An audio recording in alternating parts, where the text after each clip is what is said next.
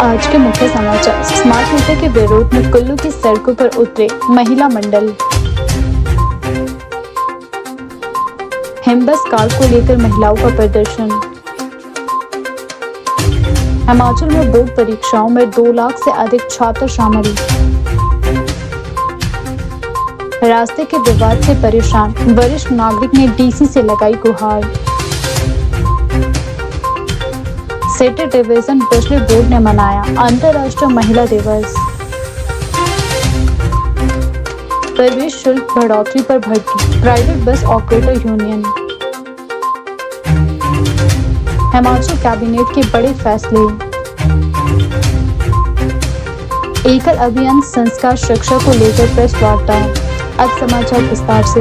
अखिल भारतीय जनवादी महिला समिति ने अंतर्राष्ट्रीय महिला दिवस के अवसर पर हिमबस कार्ड को लेकर आज शिमला में विरोध प्रदर्शन किया। संगठन की ओर से सुबह 11:30 बजे HRTC निगम प्रबंधन कार्यालय के बाहर प्रदर्शन किया गया, जिसके बाद उपायुक्त कार्यालय तक रैली भी निकाली गई। प्रदर्शन के दौरान शिमला के पुराने बस स्टैंड पर महिलाओं ने धरना दिया और हिमबस कार्ड को अनिवार्य बनाए जाने के फैसले का विरोध जताया।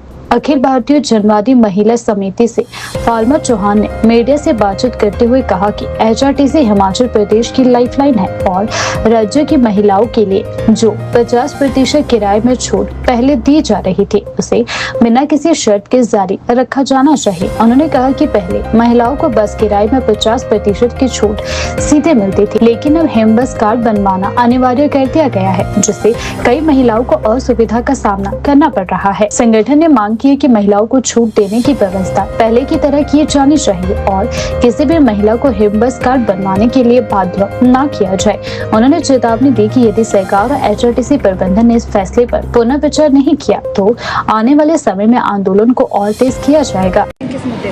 हाँ, मेरा नाम फाल्मा चौहान, मैं अखिल भारतीय जनवादी महिला समिति की राज्य की महासचिव हूँ।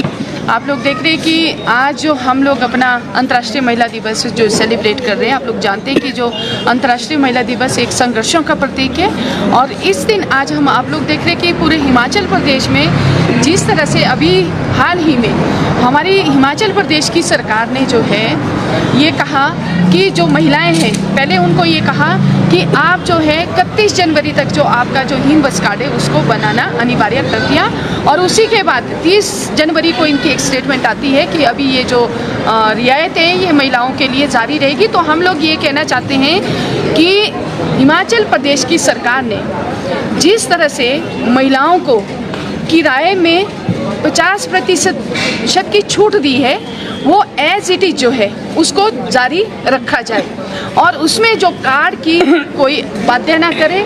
आप लोग समझते हैं कि हिमाचल प्रदेश में जितने भी जो बस रूट है वो ज़्यादातर जो है प्राइवेट बस ऑपरेटर को दिए गए हैं। उस परिस्थिति में अगर गांव की किसी भी महिला को अगर एक रूट कहीं उसको बिना बस कार्ड के मिल जाए तो वो बहुत लकी सिद्ध होगी। हम लोग ये भी समझते हैं कि जो ग्रामीण क्षेत्र की जो महिलाएं हैं वो कितना सफ़र करती है। इस कंडीशन में अगर आप महिलाओं को ये कंडीशन लगाएंगे कि 31 मार्च तक आपको सारे कार्ड बनाने अनिवार्य है तो 1 तारीख से आपको कोई रियायत नहीं मिलेगी, तो ये हमारी हिमाचल प्रदेश की सरकार का जो है बहुत गलत डिसीजन है। तो हम ये कह रहे हैं आज के इस धरना प्रदर्शन के माध्यम से कि सरकार जो है महिलाओं को ये कार्ड बनाने में बाध्य ना करे और जिस तरह की जो छूट है किराए में 50% की जो छूट है वो लगातार जो सरकार जारी रखे बिना किसी कंडीशन के।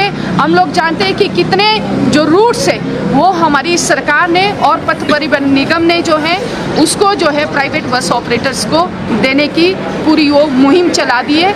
अभी हाल ही में जो है 395 रूट जो बसों के जो बंद कर दिए गए और उससे पहले 45 जो रूट्स और हैं वो सरकार ने बंद कर। आप लोग जानते हैं कि हिमाचल प्रदेश एक पहाड़ी राज्य है, यहाँ पर बस के सिवाय ना यहाँ पर रेल चलती है ना कोई दूसरा कोई साधन है, सिर्फ बस के सहारे यहाँ पर। और HRTC एक लाइफ लाइन है आपकी हिमाचल की और इस HRTC को अगर ये इस संदर्भ में कहना चाह रहे हैं कि घाटे में है तो यो भी सरकार को सोचना है कि किस तरह से हम लोगों इसको फायदे में ले जाए। तो इसलिए महिलाओं के ऊपर और बच्चों के जो चार्टर्ड बस जो पास अभी इन लोगों ने बनवाए, तो कितना पैसा सरकार ने इकट्ठा कर लिया। तो क्या ये जो सारा पैसा है सरकार ने जो इसको इस इंडस्ट्री को अगर इस HRT पथ परिवहन निगम को अगर घाटे से बाहर उबारना है, तो क्या वो महिलाओं के बच्चों के सिर के ऊपर आप लोग इतना आर्थिक बोझ डाल करके क्या महिला, इसलिए आप लोग इसको कर रहे हैं। इसलिए ये सारी आपकी जो उदारीकरण की जो नीतियां हैं, वो चाहे एक सरकार हो चाहे दूसरी सरकार हो, लगातार जो इस HRTC को जो है बेचने की कगार पर है, निजीकरण करने की कगार पर तुली है। तो इसीलिए हम आज जो है MD का जो यहाँ पर ऑफिस है, जो निगम प्रबंधन का जो ऑफिस है, वहाँ पर अभी प्रोटेस्ट करेंगे और हम उनसे अर्ज करेंगे कि अखिल भारतीय जनवादी महिला समिति जो आप हिमाचल प्रदेश में महिलाओं के ये जो हिम बस कार्ड है इसको बनाना जो बंद करें। आप लोग अगर ग्रामीण क्षेत्रों में देखेंगे, लोक मित्र केंद्रों की अगर आप हालत देखेंगे, अपनी मन मर्जी के जो है चार्जेस वसूल कर रहे हैं वो लोग, जो अगर ये बोल रहे हैं कि डिजिटलाइजेशन हो रहा है, हम लोगों को दूसरे राज्यों से भी सीखना चाहिए। आप पंजाब राज्य की अगर हम लोग बात करेंगे, वहाँ पर आप देखिए सिर्फ आधार कार्ड महिला दिखाती है और पूरे पंजाब में वो महिलाओं को फ्री ट्रैवलिंग करवाती है। दूसरे राज्यों के भी हम लोगों को उदाहरण देखने चाहिए।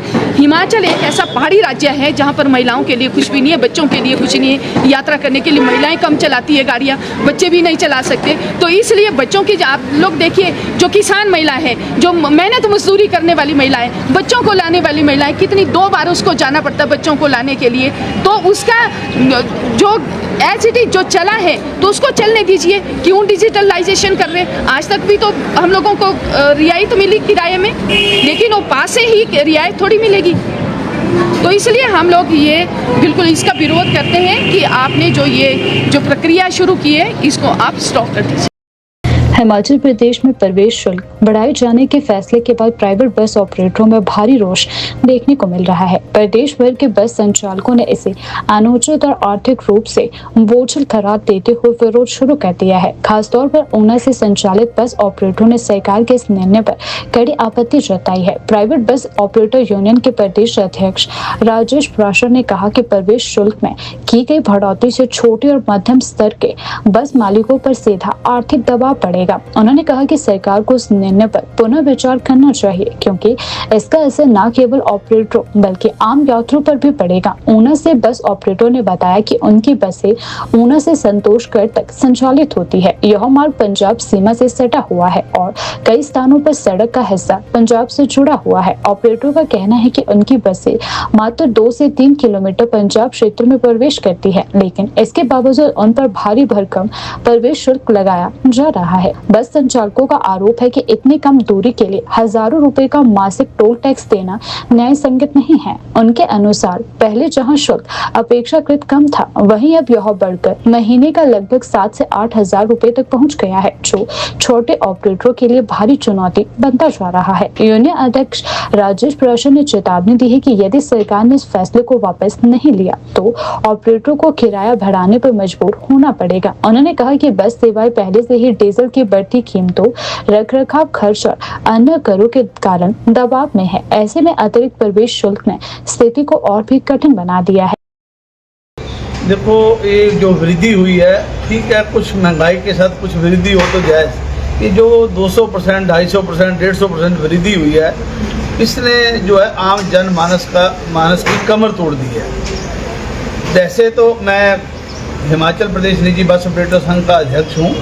मेरी हिमाचल प्रदेश सरकार से एक विशेष मांग रहेगी कि जो हमारी बसें कॉरिडोर फैसिलिटी में हिमाचल से चल के हिमाचल जाती हैं, उनसे टोल टैक्स वसूलना, एंट्री टैक्स वसूलना बिल्कुल न्याय के खिलाफ है। हमारी बसें ऊना से संतोषगढ़ जाती हैं, मात्र 2 से 3 किलोमीटर पंजाब के एरिया में जाती हैं, और उनसे इतना टैक्स वसूलना ये बात सही नहीं है।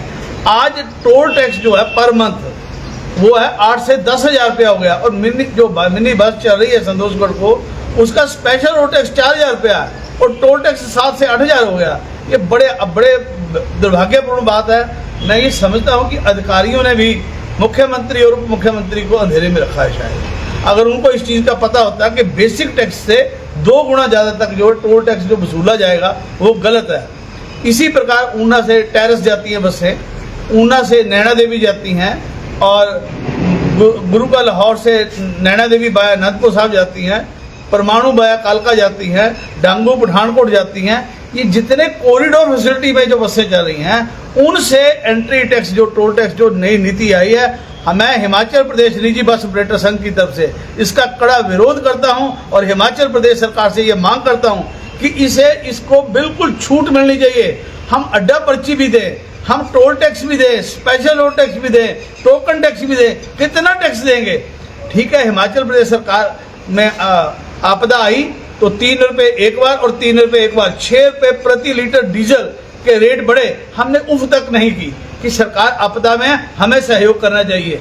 किसी ने 1 महीने की सैलरी दी तो उसकी अखबारों में खबरें आ रही हैं, किसी ने 2 दिन की सैलरी दी उसकी अखबारों में खबरें आ रही हैं। हमारी बस मिनिमम 50 लीटर से लेके 100-125 लीटर तक की जो एवरेज डीजल डलवाती हैं। अगर एवरेज निकाले हमारी 3500 बसें हैं तो 70 लीटर प्रतिदिन के हिसाब से अगर डीजल हो तो 420 रुपए प्रतिदिन और 12 से 15 हजार रुपए महीना, हर महीना लगातार देते आ रहे हैं। हमने सरकार को सहयोग किया है, हमारे को आर्थिक तौर पे कहां तोड़ा जाएगा। हमने जब आपने डीजल के रेट 2 बार बढ़ाए हमने सहयोग किया। अब हमारी पूरी आपसे मांग है कि जो कॉरिडोर फैसिलिटीज में हमारी निजी बसें चलती हैं उनसे जो है ये जो एंट्री टैक्स जो टोल टैक्स वसूला जा रहा है उसे बंद करें, नहीं तो हमारे को मजबूरी में जो है कानूनी रास्ता हाई कोर्ट में रेट पिटीशन डालनी पड़ेगी। 2 किलोमीटर जाने में हम हिमाचल से आ रहे हैं, हिमाचल में जा रहे हैं, बीच में सड़क कुछ हिस्सा अगर पंजाब का है तो हम पंजाब से नहीं आ रहे, हम हिमाचल में रजिस्टर्ड हैं, टोल टैक्स हिमाचल में देते हैं, हम टोकन टैक्स हिमाचल में देते हैं, स्पेशल रोड टैक्स हिमाचल में देते हैं, हम डीजल हिमाचल में डालते हैं, उस पे जीएसटी है, बस खरीदते हैं तो उस पे जीएसटी है, बॉडी लगवाते हैं तो उस पे जीएसटी है, टायर डालते हैं तो उस पे जीएसटी है, हर जगह टैक्स दे रहे हैं। और टोल टैक्स में भी हमारे को बख्शा नहीं जाएगा, वो भी इतना ज्यादा कि जो उसका बेसिक टैक्स 4000 है और 8000 रुपया वो टोकन जो है एंट्री टैक्स है। ये बड़ी दुर्भाग्यपूर्ण बात है। मेरा माननीय मुख्यमंत्री महोदय और उप मुख्यमंत्री महोदय से विनम्र आग्रह है कि इसमें तत्काल इंटरवीन करके इस चीज को जो है कॉरिडोर फैसिलिटी में जो प्राइवेट बसें चल रही हैं उसका जो है टोल टैक्स जो है लेना बंद करें। एक छोटी सी बात और, अभी एक ATS कांगड़ा में चला है ऑटोमेटिक टेस्टिंग सेंटर, हम उसका स्वागत करते हैं कि देश में जैसे जैसे टेक्नोलॉजी आएगी वो बढ़ेगी। जिला कांगड़ा हिमाचल प्रदेश का सबसे बड़ा जिला है। कुछ ही दिन पहले ATS में जो है कि नोटिफिकेशन परिवहन विभाग की तरफ से आई कि जो 10-12 RLA है जिला कांगड़ा में वो मैंडेटरी ATS में जाएंगे। भाई 1000 रुपये तो आपने उसकी फीस बढ़ा दी और जो 50-60 किलोमीटर से आएगा वो उसका 2000 रुपये का बस का डीजल अतिरिक्त लगेगा। और सबसे बड़ी बात, जब वो ऑफ रूट हो जाएगी बस तो वो इंश्योरेंस में कवर नहीं होगी। मेरा प्रदेश के उप मुख्यमंत्री और मुख्यमंत्री से आग्रह है कि जब तक वो फैसिलिटी आम तौर पर सभी जगह नहीं आ जाती तब तक ATS और जो MBI जो पासिंग करते हैं दोनों को इक्वल चलने देना चाहिए। जब सब जगह खुल जाएंगे फिर मैंडेटरी कर दे, हम आपके साथ चलने के तैयार है, पर ऐसा नहीं है कि उसको चलाने की वजह में हमारे को अतिरिक्त जो हमारी पासिंग का खर्चा 2 से 3 गुना बढ़ जाए और हमारी बसें जिसका रूट कांगड़ा से पालमपुरा वो जब रानीताल को आएगी तो आउट ऑफ रूट हो जाएगी। अगर एक्सीडेंट हो जाता है तो वो कवर नहीं होता, हम इतना रिस्क लेने के नहीं ले सकते। हिमाचल प्रदेश स्कूल शिक्षा बोर्ड द्वारा आयोजित कक्षा 10वीं और 12वीं की परीक्षाएं इन दिनों प्रदेश भर में चल रही हैं, जिसमें से 2 लाख से अधिक छात्र छात्राएं भाग ले रहे हैं। बोर्ड ने परीक्षा संचालन को सुचारू बनाने के लिए पूरे राज्य में लगभग 2800 परीक्षा केंद्र स्थापित किए हैं। यह जानकारी बोर्ड के चेयरमैन डॉक्टर राजेश कुमार ने शिमला के ऐतिहासिक Portmore girls senior secondary school में परीक्षा व्यवस्थाओं का निरीक्षण करने के बाद दी। वे इन दिनों राज्य के विभिन्न परीक्षा केंद्रों का दौरा कर व्यवस्थाओं का जायजा ले रहे हैं। डॉक्टर शर्मा ने बताया कि बोर्ड का प्रयास है कि हर छात्र को परीक्षा देने का समान अवसर मिले। इसी उद्देश्य से ऐसे क्षेत्रों में भी परीक्षा केंद्र बनाए गए हैं जहां छात्रों की संख्या कम है, ताकि किसी भी प्रकार की दिक्कत न आए और यह हर बच्चे के जीवन के लिए महत्वपूर्ण रहती है, क्योंकि ऐसे आधार पर आगे उनका करियर भी तय किया जाता है। उन्होंने कहा कि उन्होंने निरीक्षण की शुरुआत राज्य की राजधानी शिमला से की और पोर्टमोर स्कूल में की गई व्यवस्थाओं पर संतोष व्यक्त किया। डॉक्टर शर्मा ने बताया कि बोर्ड परीक्षाओं को अधिक पारदर्शी और निष्पक्ष बनाने के लिए तकनीक आधारित व्यवस्थाएं अपना रहा है। साथ ही दिव्यांग छात्रों के लिए अलग कक्षाओं की व्यवस्था भी की गई है ताकि वे आरामदायक वातावरण में परीक्षा दे सके। बोर्ड का उद्देश्य है कि हर प्रतिभावान छात्र को निष्पक्ष अवसर मिले और नकल जैसी गतिविधियों से उनकी प्रतिभा प्रभावित न हो। डॉक्टर शर्मा ने कहा कि छात्रों में जागरूकता बढ़ाने के लिए पाठ्यक्रम में नशा विरोधी अध्याय जोड़ा गया है। इसके साथ ही आने वाले शैक्षणिक सत्र में सभ्यता और संस्कारों पर आधारित एक नया अध्याय शामिल करने की योजना भी है, जिससे हिमाचल प्रदेश के स्वतंत्रता सेनानियों और प्रदेश के इतिहास को शामिल किया जाएगा ताकि शिक्षा के साथ साथ छात्रों को अपने सांस्कृतिक मूल्य और विरासत की भी जानकारी मिल सके। मालूम है कि हिमाचल प्रदेश स्कूल शिक्षा बोर्ड के 10th और 12th के एग्जामिनेशन चल रहे हैं। उसी संदर्भ में आज मेरा शिमला आना हुआ और मैंने शुरुआत कैपिटल से करी है। मैं पूरी स्टेट में जाऊंगा और आज हमने पोर्टमोर स्कूल में इंस्पेक्शन करी है। इस बार बोर्ड के अंतर्गत 2 लाख के करीब स्टूडेंट अपेयर हो रहे हैं और 2800 के करीब हमने एग्जामिनेशन सेंटर्स बनाए हैं और कुछ सेंटर हमने डिफरेंटली एबल्ड चिल्ड्रन के लिए अलग से बनाए हैं। तो जो बोर्ड है इस पर पूरा डिजिटलाइजेशन करा है हमने। लाइव स्ट्रीमिंग 9 से 12 ड्यूरिंग एग्जामिनेशन हो रही है। हमारे एक लाइव स्ट्रीमिंग के लिए हमने सेंटर बनाया है धर्मशाला में, जहाँ करीब 50 के करीब लोग बैठ के लाइव स्ट्रीमिंग देख रहे हैं। और कहीं भी कुछ लगता है कि गड़बड़ लग रही है, उसी वक्त हम टीम को उस प्लेस पे डाइवर्ट कर देते हैं। इसके अलावा हम बोर्ड में बड़े स्तर पे डाइजेशन कर रहे हैं। और किसी को सर्टिफिकेट होता है, रिन्यू कराना है, नाम चेंज कराना है, उसको बोर्ड की साइट पे जाना है, और ड्यूज पे करने हैं, उसका सर्टिफिकेट उसके मोबाइल में आ जाएगा। तो ये डिजिटल की तरफ कदम है। हमने जो डाटा है बोर्ड स्टोर करने के लिए सारा हमने नेशनल सर्वर पे डाल दिया है। तो अब मैं समझता हूँ कि बोर्ड का डाटा सिक्योर है और डिजिटलाइजेशन की तरफ जाते हुए हमें साथ के साथ अपनी जो सभ्यता है उसको भी नहीं भूलना है। सीएम साहब के 2 ध्येय थे हमारे माननीय ठाकुर सुरेंद्र जी के कि नशे के खिलाफ और सभ्यता के ऊपर आपने सिलेबस में चैप्टर डालना है। राजधानी शिमला के महली चुनगर रोड क्षेत्र में जमीन और रास्ते से जुड़े एक लंबे समय से चल रहे विवाद को लेकर एक वरिष्ठ नागरिक ने जिला प्रशासन से हस्तक्षेप की मांग की है। रोज पैलेस पंथाघाटी निवासी वरिष्ठ नागरिक गुलाब ठाकुर ने जिला उपायुक्त शिमला को पत्र लिखकर मामले में जल्द कार्यवाही करने की गुहार लगाई है। अपने पत्र में गुलाब ठाकुर ने बताया कि तवादला क्षेत्र की भूमि से संबंधित एक मामले में वर्ष 2021 में राजस्व विभाग के उच्च अधिकारियों के समक्ष सुनवाई हुई थी। उन्होंने कहा कि 9 मार्च 2021 को उप सचिव राजस्व के पास इस मामले की सुनवाई हुई थी, जिसमें भूमि तबादला को ठीक करने के निर्देश दिए गए थे। इसके बाद अतिरिक्त मुख्य सचिव ने भी एसडीएम ग्रामीण को आवश्यक कार्यवाही करने के निर्देश दिए थे। उन्होंने आरोप लगाया कि एसडीएम कार्यालय से यह मामला आगे तहसीलदार के पास भेजा गया और वहां से कानूनगो तथा पटवारी को जांच के लिए निर्देश भी दिए गए, लेकिन इसके बावजूद कई वर्षों बाद भी मामले का समाधान नहीं हो पाया है। उनका कहना है कि जब इंतकाल की प्रक्रिया शुरू होने की बारी आई तो अधिकारियों ने यह कहकर प्रक्रिया रोक दी कि उक्त भूमि तबादला डील के अंतर्गत आती है। गुलाब ठाकुर का कहना है कि इसके बाद पत्र दोबारा डीसी कार्यालय को भेजा गया, लेकिन वहां से भी मामले में कोई स्पष्ट समाधान नहीं हो पाया। उन्होंने आरोप लगाया कि संबंधित अधिकारियों ने मामले को सुलझाने के बजाय उसे और अधिक उलझा दिया है, जिससे उन्हें लगातार परेशानियों का सामना करना पड़ रहा है। पत्र में उन्होंने बताया कि उनकी उम्र लगभग 78 वर्ष है और इस उम्र में लगातार उन्हें सरकारी दफ्तरों के चक्कर काटने पड़ रहे हैं। उन्होंने कहा कि मामले के कारण उन्हें मानसिक रूप से काफी परेशानी झेलनी पड़ रही है। उन्होंने यह भी आरोप लगाया कि एक और जहां अधिकारियों के बीच तबादला डील की बात कही जा रही है, वहीं दूसरी ओर उनसे खसरा नंबर 684 से संबंधित रास्ते को बंद करने के लिए 500 रुपए देने की बात भी कही गई है। उन्होंने प्रशासन से सवाल उठाया कि जब डीसी शिमला के आदेश मौजूद है तो उन्हें लागू क्यों नहीं किया जा रहा और बार बार मामले में स्पष्टीकरण क्यों मांगा जा रहा है। मेरा नाम गुलाब ठाकुर है और मैं यहाँ पंथाघाटी मझार का स्थायी निवासी हूँ। तो हमारे थोड़ा सा नीचे PWD और रेवेन्यू से चला हुआ है पत्राचार चला हुआ है, क्योंकि जो सड़क बनी हुई है वहाँ वो हमारे उसमें से वो खसर नंबर मेरे नाम है, तो मैंने उसको तबादले के लिए लिखा था गवर्नमेंट को, तो गवर्नमेंट से सैंक्शन होके वो आ गया था। सेक्रेटरी पीडब्ल्यूडी ने भी एनओसी दे दिया था, पीडब्ल्यूडी वालों ने भी दे दिया था, तो अब डीसी ऑफिस में फंसा हुआ है वो। तो डीसी ऑफिस से कभी चिट्ठी उसको लिख देते हैं, नीचे एसडीएम को लिखते हैं, एसडीएम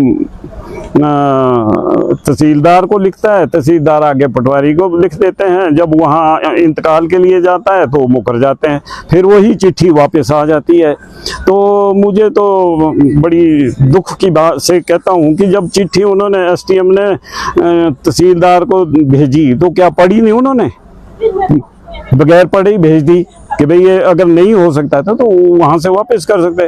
तो मेरे को परेशान करने के लिए इन्होंने वो आगे चिट्ठी लिख दी, फिर आगे से वापस आ गई। बस अब नीचे से ऊपर, ऊपर डीसी को आती है, फिर डीसी के वहाँ पड़ी हुई है, कोई भी उसका समाधान ही नहीं करते। तो 18 से लेके 18 में किया था मैंने, 2018 में किया था, तो अब तो 26 आ गई। आप लगा लो कितने साल हो गए दौड़ते दौड़ते। मैंने मुआवजा तो उसका नहीं, उसकी बदली मैंने बोला था भाई दूसरी जगह मेरे को पीडब्ल्यूडी की जगह देनी, तो जितनी उन्होंने पीडब्ल्यू सड़क में इंक्वायर हुई है तो उतनी ही मेरे को वहाँ दूसरी जगह पीडब्ल्यूडी की जो जगह है वो मिल गई है। तो डीसी ने अलाउ कर दिया था, खसर नंबर 500 है वो मेरे को मिल गया, अलॉट हो गया है, डीसी ने ऑर्डर कर दिए हैं। अब इम्प्लीमेंट और नीचे कोई फंसे हुए हैं एसटीएम के, एसटीएम रूलर और एसटीएम रूलर, ये तहसीलदार रूलर, उनके पास फंसा हुआ, वो कभी नीचे से ऊपर भेजते चिट्ठी करते हैं। हाँ, डीसी साहब से मिला मैं कई दफ़ा, डीसी साहब ने बोला आप डीआरओ से बात कर लो, फिर डीआरओ से बात करते हैं, फिर तो डीआरओ भी वो बोलते हैं कर देंगे, आश्वासन मिलता है, होता है नहीं है। तो वो तो उससे मुख्यमंत्री को भी मैंने पहला चिट्ठी लिखी थी, तो मुख्यमंत्री से भी हो गए, मुख्यमंत्री ने सेक्रेटरी को भेजी, सेक्रेटरी ने तभी आगे को केस चला है। तो अब यहीं फंसा हुआ है नीचे डीसी ऑफिस में, रेवेन्यू में। हाँ, तो ये मेरा ही केस नहीं है, ये तो मैक्सिमम लोगों का केस है कि अब जहाँ भी ये सड़कें बनी हैं, सर्वे कहीं से हुआ, सड़क कहीं से बनी, तो अब देखो ना बंदोबस्त होता है, उसके बाद वो ठीक किया जाता है कि भाई जहाँ से। तो ये तो पता नहीं कब से लेके लोगों का, मेरे को बहुत टेलीफोन आ गए कि जैसे केस आपका वैसे हमारा भी है, कहते तो हम क्या करें, कहते ऐसे। तो फिर उनको भी मैं गाइड कर देता हूँ, भाई ऐसे ऐसे करो, मैंने भी ऐसे ही किया है, पर वो ना तो ये उसको सॉल्व करते, प्रॉब्लम क्रिएट ही करी जा रहे हैं मेरे लिए। तो मैं सड़क ही बंद कर दूंगा, मैं खोद दूंगा, अपने लिए मकान बनाओ, मेरी जगह, मैं जो मर्जी कर सकता हूँ। अब अगर हम कहीं इंक्रोचमेंट करते हैं तो फटाफट पीडब्ल्यूडी वाले दूसरे आ जाते हैं गिराने के लिए, भैया इंक्रोचमेंट है। वो तो पीडब्ल्यूडी वालों ने हमारी जमीन में इंक्रोचमेंट कर रखी है, तो उनके ऊपर कोई केस नहीं। अभी तो मेरी सड़क जो एरिया है इन्होंने यूज किया, कितना यूज किया, तो अब टोल टैक्स ही लगा लो आप, उसका करोड़ों में बनता है। ये तो फट टोल टैक्स लेते हैं, गवर्नमेंट तो टोल टैक्स फट ले रही है। जहां भी सड़क बनी टोल टैक्स लगा दिया, तो मैंने भी वहां टोल टैक्स लगा देना, मैंने ऑप्शन कर देना किसी को। पांवटा साहिब में एकल अभियान संस्कार शिक्षा को लेकर एक प्रेस वार्ता का आयोजन किया गया, जिसमें अभियान से जुड़े पदाधिकारियों ने कार्यक्रम की रूपरेखा और उद्देश्य की जानकारी दी। आयोजकों ने बताया कि इस कार्यक्रम में सिरमौर से 5 से 6 जिलों के प्रतिभागी भाग लेंगे। प्रेस वार्ता के दौरान उन्होंने पांवटा साहिब और सिरमौर जिले के सभी लोगों से अपील की कि वे अधिक से अधिक संख्या में पहुंचकर इस अभियान की शोभा बढ़ाए और ग्रामीण शिक्षा को सशक्त बनाने में अपना योगदान दे। अभियान से जुड़े प्रतिनिधियों ने बताया कि पूरे देश में एकल अभियान के अंतर्गत लगभग 1 लाख कार्यकर्ता सक्रिय रूप से कार्य कर रहे हैं। ये कार्यकर्ता प्रत्यक्ष रूप से गांव-गांव जाकर शिक्षा और संस्कार से जुड़ी गतिविधियां संचालित कर रहे हैं। उन्होंने कहा कि अभियान का मुख्य उद्देश्य ग्रामीण और दूर दराज क्षेत्रों में रहने वाले अशिक्षित बच्चों को शिक्षित करना है। ऐसे बच्चे जो किसी कारणवश स्कूल नहीं जा पाते, उन्हें बुनियादी शिक्षा उपलब्ध कराना इस पहल का प्रमुख लक्ष्य है।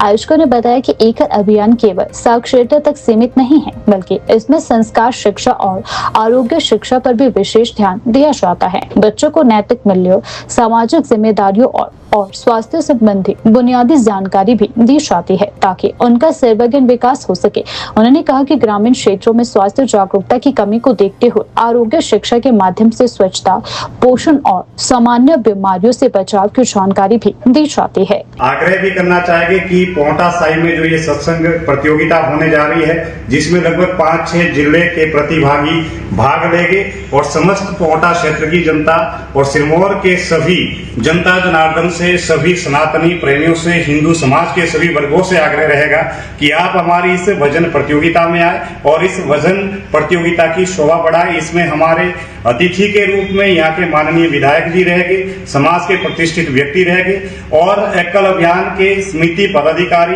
पूर्णकालिक कार्यकर्ता, अखिल भारतीय अधिकारी, उत्तर क्षेत्र अधिकारी, प्रांत अधिकारी इस कार्यक्रम में रहेंगे और एकल अभियान के समस्त कार्यकर्ता, आचार्य, बंधु एवं भगिनी समिति इसमें रहेगी। एकल अभियान विगत 1989 से लेकर शुरुआत हुई। आदिवासी क्षेत्र के लिए यह कार्य शुरू किया गया और आज लगभग पूरे देश भर में 1 लाख गांव में प्रत्यक्ष रूप से ये एकल अभियान कार्य कर रहा है, जिसमें प्राथमिक शिक्षा के आधार पर गांव में विद्यालय चलना, उस आधार पर जो बच्चे अशिक्षित हैं उनको शिक्षित करना, संस्कार युक्त शिक्षा हो, ऐसा है एकल अभियान के माध्यम से। उसके अंतर्गत आरोग्य शिक्षा, रोग आने से पहले कैसे रोग की रोकथाम हो, इसके साथ साथ गांव में गांव के विकास की बात करें, ग्राम विकास। इस कार्य के अंतर्गत गांव में हम कैसे गौपालन कर सकते हैं, कैसे हम लोग रोग मुक्त होकर जो है अपने जैविक खाद का उपयोग करते हुए गांव को रोग मुक्त कर सकते हैं। इस तरह से तुलसी पौधारोपण या अन्य छोटे छोटे काम, जैसे अपने रसोई में किस तरह से जो है हम रसोई से ही छोटी सी जो आयुर्वेदिक चीजें हैं उनको किस आधार पे गांव में जो है बीमारियों के लिए आयुर्वेदिक तौर पर यूज में ला सकते हैं।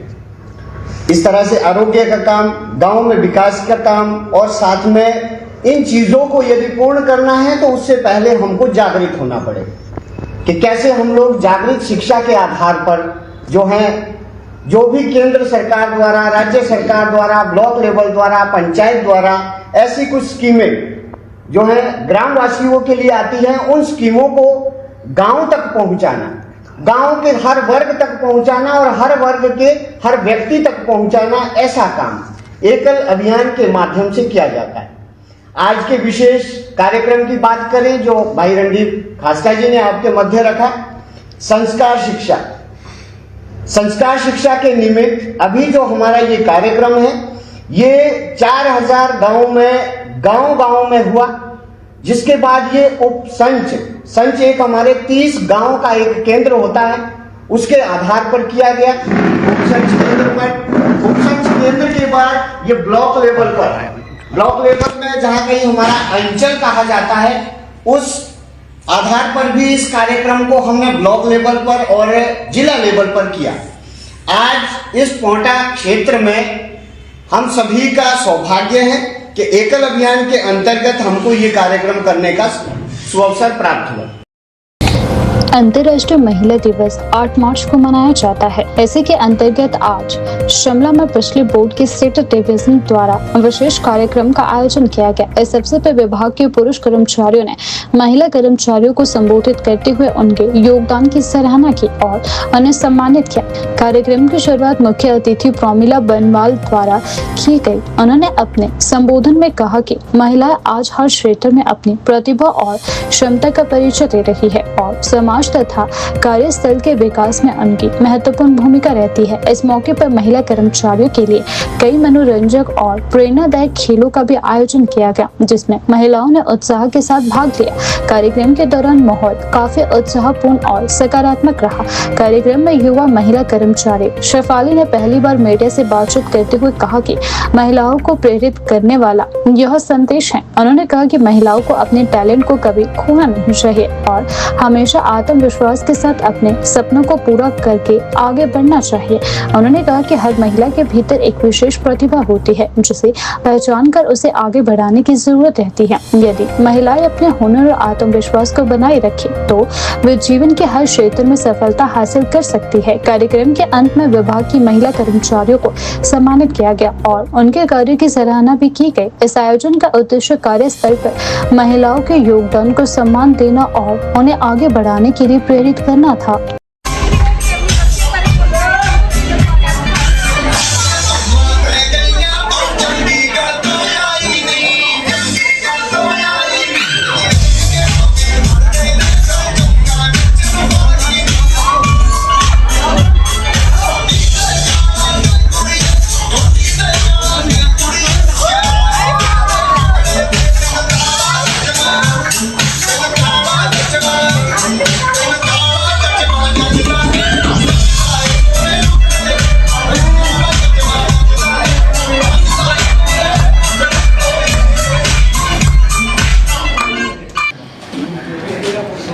ऐसे तो एक ऑफिशियल डे है ये महिला दिवस मनाने का। महिला दिवस तो महिलाओं के दिन तो हमेशा ही होते हैं, पर हम पुरुष के बिना भी कुछ नहीं है।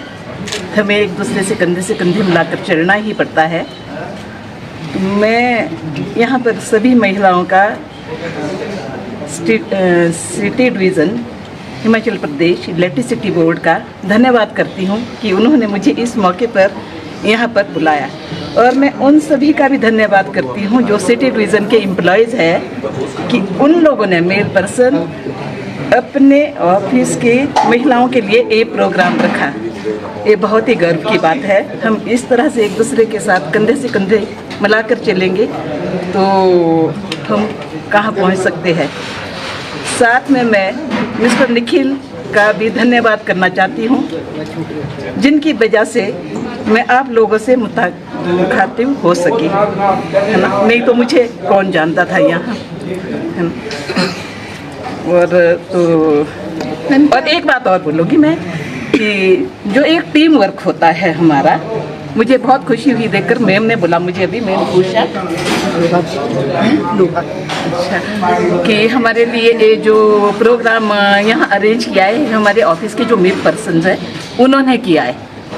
तो इसी तरह से अगर हमारा टीम वर्क भी अच्छा होता रहे तो ये तो सारी यंग जनरेशन है, ये हमारे लिए जो आज हम रिटायर हो चुके हैं, हमारे को जो सामाजिक सुरक्षा पेंशन मिलती है इनके ही कंधों से वो हमें मिल रही है ना। इनका अपना भी उसमें भविष्य है और पीछे जो हमारी आने वाली पीढ़ी है उनका भी इसके साथ एक भविष्य बंधा हुआ है।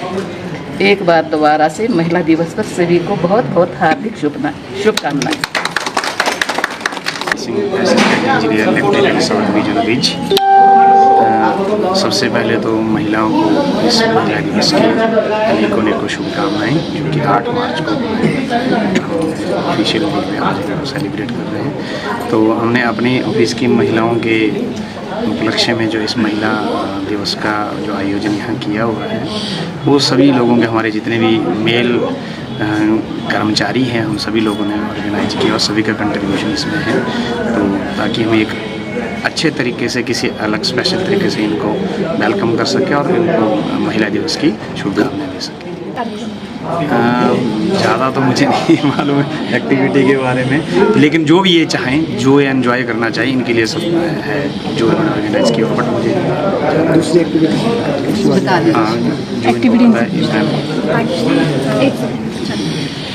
दूसरी ये हमारा फर्स्ट इंट्रोडक्शन पहले। मेरा नाम शिवाली है और मैं सिटी डिवीज़न में जॉब करती हूँ। ये हमारा फर्स्ट इनिशिएटिव है कि पहली बार हम वुमेंस डे सेलिब्रेट कर रहे हैं सिटी डिवीज़न वाले, अलग से पूरा सिटी डिवीज़न। और इसमें आज हमने एक्टिविटीज़ जो रखी है, एक छोटा सा रैंप वॉक है, फिर हम पास द पिलो गेम खेलेंगे, फिर उसके बाद जिसका जो भी आपका इंडिविजुअल शायरी है, जोक्स है, आप कविता सुनाते हो, आप गाना गा सकते हो, कुछ भी जो आप कर सकते हो वो आप हम सबको मौका देंगे, सब कुछ ना कुछ करें। आज जो हमारा फंक्शन होता है उसके बाद हम नेक्स्ट टाइम इससे और बढ़ चढ़ कर हिस्सा लेंगे। आज ही हमारा फर्स्ट मौका है तो लेट्स सी कैसा जाता है। हिमाचल प्रदेश में बिजली विभाग द्वारा लगाए जा रहे स्मार्ट मीटरों के विरोध में अब कुल्लू जिले ने भी जोर पकड़ लिया है। जिले भर के विभिन्न महिला मंडलों ने इस योजना के खिलाफ जोरदार प्रदर्शन किया। महिला मंडलों के सदस्यों ने ढालपुर मैदान से उपायुक्त कार्यालय तक रैली निकालकर अपना विरोध दर्ज करवाया और प्रदेश सरकार से इस योजना को वापस लेने की मांग की। प्रदर्शन में बड़ी संख्या में महिलाओं ने भाग लिया। रैली के दौरान महिलाओं ने स्मार्ट मीटर के खिलाफ नारेबाजी करते हुए कहा कि यह योजना आम लोगों पर अतिरिक्त आर्थिक बोझ डालने वाली है। महिला मंडलों का कहना है कि सरकार को इस योजना को लागू करने से पहले ग्रामीण क्षेत्रों की परिस्थितियों को ध्यान में रखना चाहिए था। प्रदर्शन कर रही महिलाओं का कहना है कि वर्तमान में घरों में पहले से डिजिटल मीटर लगे हुए हैं और लोग नियमित रूप से बिजली बिल का भुगतान कर रहे हैं। ऐसे में स्मार्ट मीटर लगाने की जरूरत समझ से परे है। उनका कहना है कि स्मार्ट मीटर लगने के बाद उपभोक्ताओं को प्रीपेड प्रणाली के तहत पहले ही बिजली के लिए रिचार्ज करना पड़ेगा, जो ग्रामीण और आर्थिक रूप से कमजोर परिवारों के लिए मुश्किल साबित होगा। महिला मंडल के सदस्यों ने कहा कि गांव में कई ऐसे परिवार हैं जिनकी आय सीमित है और वे हर समय रिचार्ज करवाने में सक्षम नहीं है। यदि समय पर रिचार्ज नहीं हुआ तो बिजली आपूर्ति तुरंत बंद हो सकती है, जिससे लोगों को भारी परेशानियों का सामना करना पड़ेगा। प्रदर्शनकारियों ने यह भी कहा कि स्मार्ट मीटर के साथ एक अतिरिक्त सिम कार्ड भी लेना पड़ेगा, जिसका खर्च भी उपभोक्ताओं को ही उठाना पड़ेगा। इससे आम लोगों पर अतिरिक्त आर्थिक बोझ पड़ेगा। महिलाओं का कहना है कि पहले से ही महंगाई बढ़ रही है और ऐसे में नई व्यवस्था लोगों के लिए और भी कठिनाइयां बढ़ा सकती है। महिला मंडल के सदस्य ने कहा कि घाटी के कई गाँव में नेटवर्क और मोबाइल सिग्नल की समस्या रहती है। यदि स्मार्ट मीटर पूरी तरह से डिजिटल प्रणाली पर आधारित होंगे तो सिग्नल न होने की स्थिति में उपभोक्ताओं को कई तकनीकी दिक्कतों का सामना करना पड़ सकता है। प्रदर्शन में शामिल महिलाओं ने आशंका जताई है कि यदि किसी कारण से समय पर बिजली का रिचार्ज नहीं किया गया तो मीटर तुरंत बंद हो सकता है। इसके बाद बिजली दोबारा चालू करवाने के लिए अतिरिक्त जुर्माना भरना पड़ेगा। उनका कहना है कि यह व्यवस्था ग्रामीण क्षेत्रों के लोगों के लिए बिल्कुल भी तर्कसंगत नहीं है। महिला मंडलों का कहना है कि वर्तमान व्यवस्था में लोग बिल आने के बाद भुगतान कर देते हैं, लेकिन स्मार्ट मीटर प्रणाली में पहले से भुगतान करना पड़ेगा। इससे कई परिवारों के सामने आर्थिक और तकनीकी दोनों प्रकार की समस्याएं खड़ी हो सकती है। कुल्लू घाटी में कई महिला मंडल इस योजना के खिलाफ जमकर सामने आ चुके हैं। प्रदर्शन कर रही महिलाओं का कहना है कि वे अपने गाँव और पंचायतों में भी इस मुद्दे को लेकर लोगों को जागरूक कर रही है। उनका कहना है कि यदि सरकार ने इस योजना को लागू करने पर जोर दिया तो विरोध को और तेज किया जाएगा। महिलाओं ने कहा कि ग्रामीण क्षेत्रों की भौगोलिक परिस्थितियां और आर्थिक स्थिति को देखते हुए सरकार को पहले व्यापक अध्ययन करना चाहिए और उसके बाद ही कोई फैसला लेना चाहिए। महिला मंडल की सदस्य ने कहा कि सरकार को जनता की भावनाओं का सम्मान करना चाहिए और ऐसी योजनाएं लागू करनी चाहिए जो लोगों के हित में है। उन्होंने चेतावनी दी कि यदि उनकी मांगों पर विचार नहीं किया गया तो आने वाले समय में आंदोलन को और तेज किया जाएगा। इस प्रदर्शन को कुल्लू के कई स्थानीय लोगों का समर्थन मिला और ग्रामीण प्रतिनिधियों ने स्मार्ट मीटर के खिलाफ आवाज उठाई और महिला मंडलों के साथ खड़े होने की बात कही। लोगों का कहना है कि सरकार को ऐसी योजनाएं लागू करते समय आम जनता की आर्थिक स्थिति और स्थानीय परिस्थितियों को ध्यान में रखना चाहिए। फिलहाल कुल्लू घाटी में स्मार्ट मीटर को लेकर विरोध लगातार बढ़ता जा रहा है और आने वाले दिनों में यह आंदोलन और तेज हो सकता है।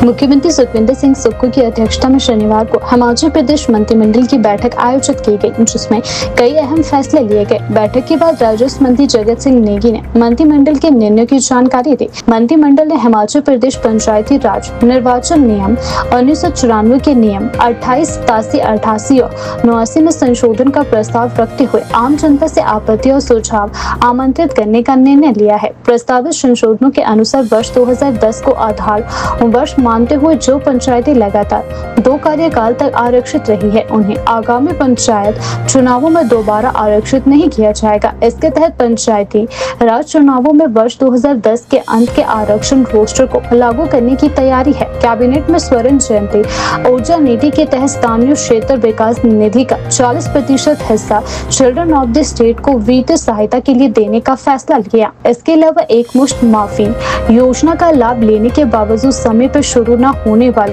15 जल विद्युत परियोजनाओं को रद्द करने की मंजूरी दी गई। मंत्रिमंडल ने पंडोह में 10 मेगावाट क्षमता की लघु जल विद्युत परियोजना को भांगड़ा ब्यास प्रबंधन बोर्ड को आवंटित करने का निर्णय लिया है। इस परियोजना से राज्य सरकार को 13% मुफ्त बिजली और 5% बिजली हिस्सेदारी मिलेगी। बैठक में कांगड़ा के धगबाद में क्षेत्रीय सहकारी दुग्ध उत्पादक संघ लिमिटेड बनाने को मंजूरी दी गई, जिसमें कांगड़ा, हमीरपुर, चंबा और ऊना जिलों के दूध उत्पादक शामिल होंगे। साथ ही चंडीगढ़ शिमला चंडीगढ़ हेली टैक्सी सेवा को सप्ताह में 3 से बढ़ाकर 12 उड़ानें करने की स्वीकृति दी गई है। इसके अलावा तकनीकी शिक्षा विभाग में 60 जूनियर असिस्टेंट प्रोफेसरों, सहकारिता विभाग में 32 पदों, शिक्षा विभाग के स्पोर्ट्स हॉस्टल में 16 कोच और सूचना एवं जनसंपर्क विभाग में 3 जूनियर ऑफिस असिस्टेंट के पद भरने को मंजूरी दी गई है। मंत्रिमंडल ने हमीरपुर के खरेड़ी खेल छात्रावास की क्षमता बढ़ाकर 100 बिस्तर करने, ऊना के गगरेट में उप मंडलीय पुलिस कार्यालय स्थापित करने, कोटखाई में केंद्रीय विद्यालय खोलने और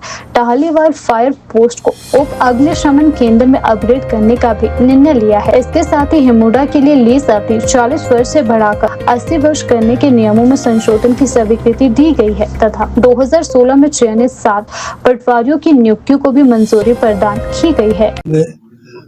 जो है की गई, जिसमें बहुत सारे मुद्दों के ऊपर चर्चा उपरांत फैसले लिए गए। इसमें मुख्यतः जो है पंचायती राज चुनाव नियम है, उसके जो एक संशोधन है नियमों में, उसके लिए कैबिनेट ने अपनी सहमति दे दी है। इसमें जो है कि एक तो ये कि जो रोस्टर लगेगा वो जो है 2010 का जो आखिरी रोस्टर था उसके हिसाब से लगेगा। और इसमें एक इम्पोर्टेंट जो फैसला हुआ है, अगर किसी भी पंचायती राज संस्थाओं में अगर लगातार 2 बार कहीं रिजर्वेशन रहा किसी कैटेगरी का, तो उस पर जो है बदलाव करने का जो है संशोधन किया गया है। अदरवाइज कई जगह पे 2 साल लगातार है, 2 टेन्योर लगातार है, कई जगह पे 3 टेन्योर भी लगातार है।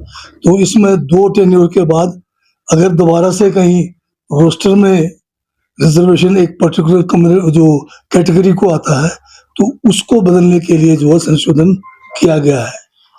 तो मान लीजिए जैसे अगर जो पिछले 2 साल लगातार 2 टेन्योर लगातार अगर महिला का आ गया या किसी रिजर्व कैटेगरी का आ गया, तो उसको बदलने के लिए जो है इसमें संशोधन किया गया है, के लिए अनुमति दी गई है।